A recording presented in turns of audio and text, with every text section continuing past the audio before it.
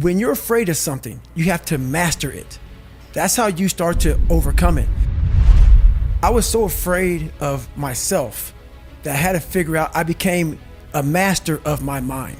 So what I realized, when I get to that point where I want to quit, everybody, they get to the point where they want to quit. This is what happens. The mind tells you, let's go home. Let's take a warm shower. Let's get some food. This is not right. This is that. If you cannot answer the questions at that moment, because your mind's gonna start giving you all these questions. And if you can't answer them, you're going to quit. What I realized when I was going through Buds, Ranger School, all this 100-mile race, 200-mile races, pull-up records, my mind would come creeping in. Like when I was doing 4,030 pull-ups at 2,000 pull-ups and my hands were ripped open, my mind said, look, brother, we've done all these other things. You've proven yourself. You're good. If I didn't have the answer to respond to my mind and say why I'm here, why I'm doing this, you will always lose that fight. You have to have the response to what your mind is going to tell you.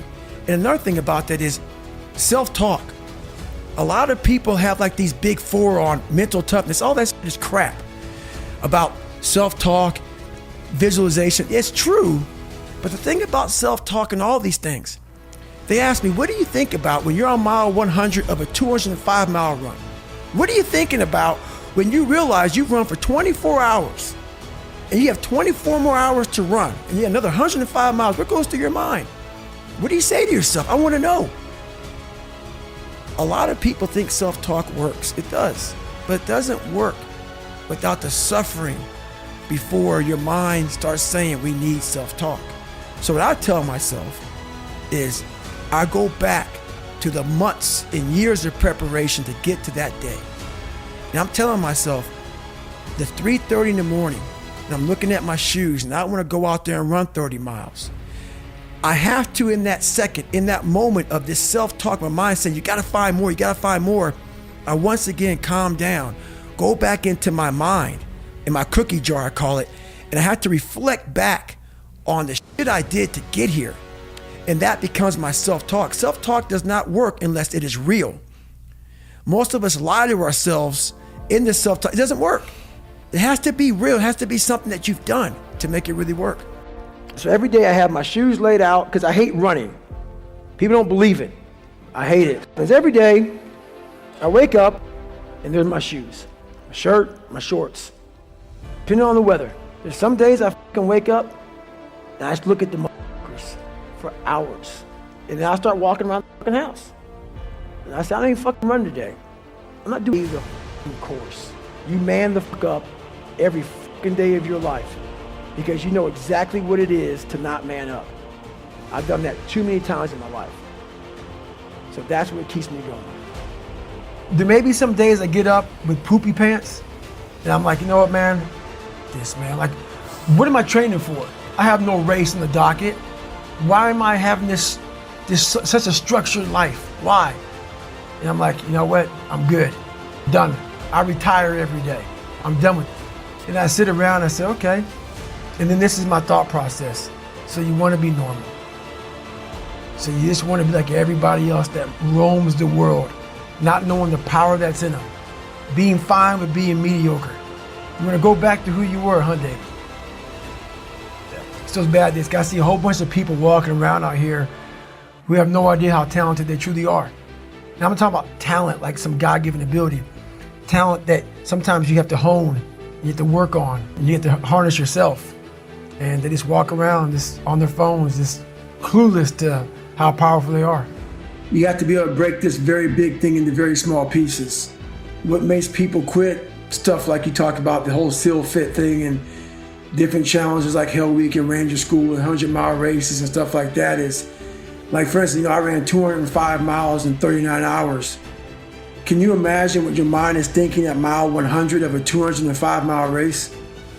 It's not thinking you're halfway done. It's thinking you have another 100 miles to go. You know, it's not thinking, oh man, we're halfway done. It's thinking, oh man, I got a long way to go. And so you have to be able to really chunk these things down and not allow your mind to get away from you at the worst times. So I became an expert at doing just that.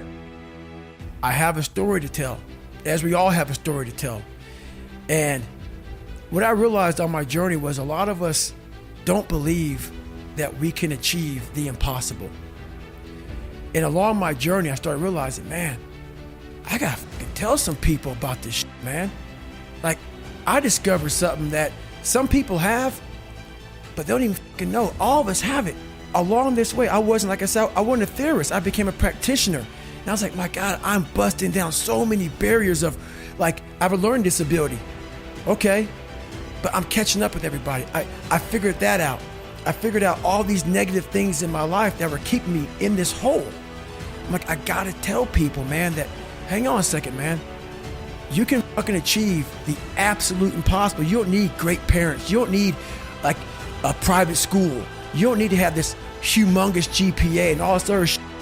What you need is the one thing I talked about in my book, which is straight up brutal work ethic.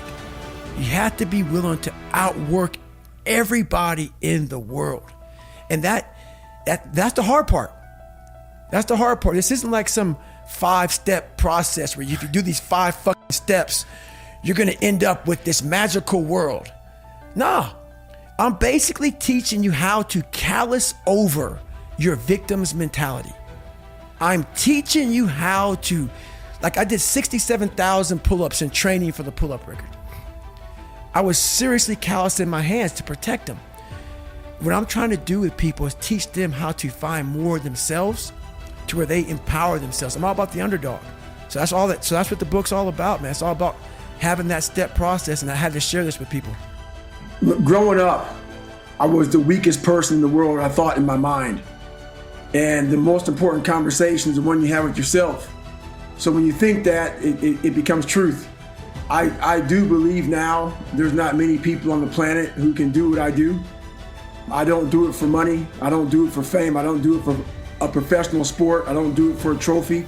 I don't know many people who get up and get after it like I do on a daily basis for absolutely nothing. No one sees me. No one knows me. No one knows half the shit I do on a daily basis. And I don't know of anybody who would do it for nothing.